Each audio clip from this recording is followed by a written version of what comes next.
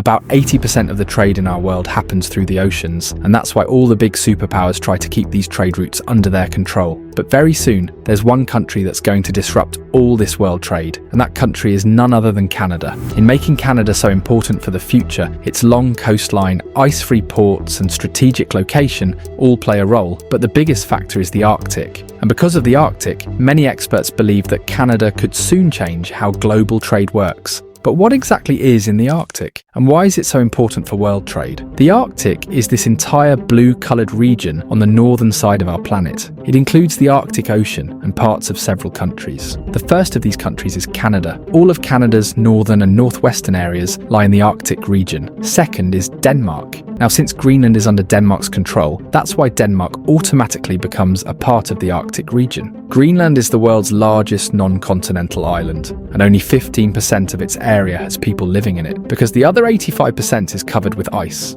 Third on the list is Iceland. Now, technically, this country is right on the boundary of the Arctic Circle, but two of its islands, Grimsey and Kolbeinsey, are inside the Arctic Circle, and that's why it becomes an Arctic country. The fourth Arctic country is Norway, and nearly half of its land, about 50%, lies within the Arctic Circle. This includes the Svalbard and Jan Mayen Islands, which are also part of Norway. The fifth Arctic country is Sweden, with a significant part of its territory located within the Arctic Circle. Right next to it is Finland, the sixth Arctic country, whose northern region also lies inside the Arctic Circle. The seventh country is Russia, which shares a 15,000-mile-long coastline with the Arctic Ocean. 50% of the entire Arctic region's population lives in Russia, because almost all of Russia's northern part lies inside the Arctic Circle. And the last one on the list is the United States of America, which became a member of the Arctic region in 1867 when it bought Alaska from Russia. Now that we've understood what the Arctic region is, the next question is, why is this area so important for global trade? The simple answer is that once the ice melts, new shipping routes will emerge here that could completely change the map of the world's economy. Out of all the trade routes in the Arctic, two are the most important. One is the Northwest Passage, and the other is the Northern Sea Route. The Northwest Passage is a shipping route that connects the Pacific and Atlantic Oceans. This route can greatly improve trade between Asia and North America, and it's also much cheaper than the current trade routes. Throughout history, humans have always looked for better trade routes between Europe and Asia. It was during one such search that in the 15th century, Christopher Columbus sailed through the Atlantic and ended up discovering America.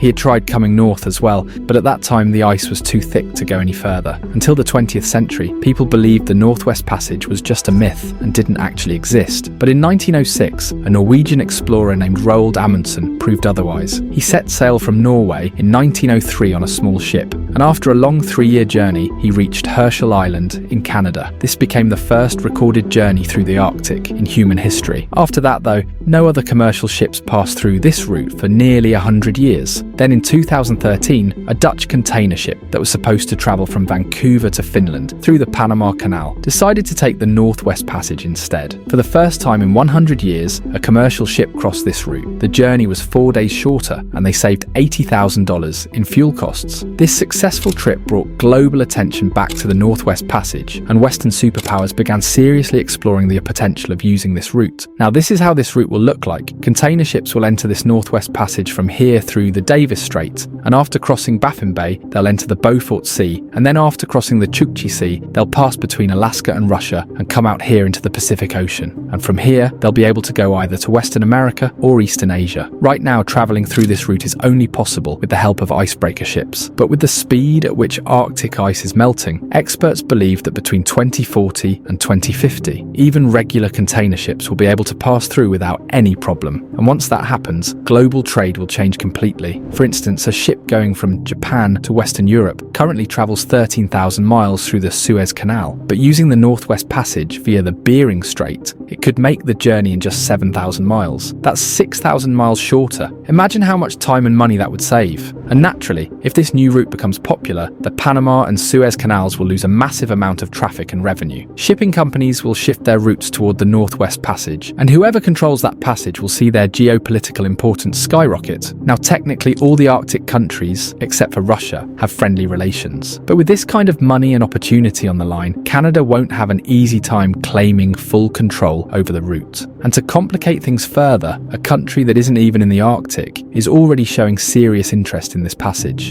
And that country is China. China's economy depends heavily on manufacturing and exports. Right now, Chinese goods travel through the Strait of Malacca, then the Indian Ocean, and finally the Suez Canal to reach Europe. It's a long route filled with choke points that could shut down trade in a crisis. That's why China sees the Northwest Passage as the perfect alternative. In fact, China has already started moving in that direction. In 2018, Chinese officials officially declared China a near-Arctic state, and in 2023, China sent its own domestically built icebreaker ship to explore the Arctic region. Now, China has publicly stated that it will respect international laws governing Arctic routes, but in the world of geopolitics, nothing is ever certain. And interestingly, China isn't even Canada's biggest obstacle here. The country giving Canada the most resistance is actually its close ally, the United States of America. This is surprising considering the long history of friendly relations between the two countries. But on this issue, they're at odds. Canada argues that the entire Northwest Passage belongs to it, since the route runs through Canadian waters and along its coastline. But the US disagrees. Washington says the route should be treated as an international waterway, open and free for all ships. That's a big loss for Canada, not just economically, but also strategically. There's another issue too. If the route is made free for everyone, and a ship gets stuck in the ice or runs into an emergency, there's no other country close enough to help. Canada believes it should be given full authority over the passage so that it can take responsibility for safety and offer support to vessels, just like the Suez Canal or Panama Canal authorities do.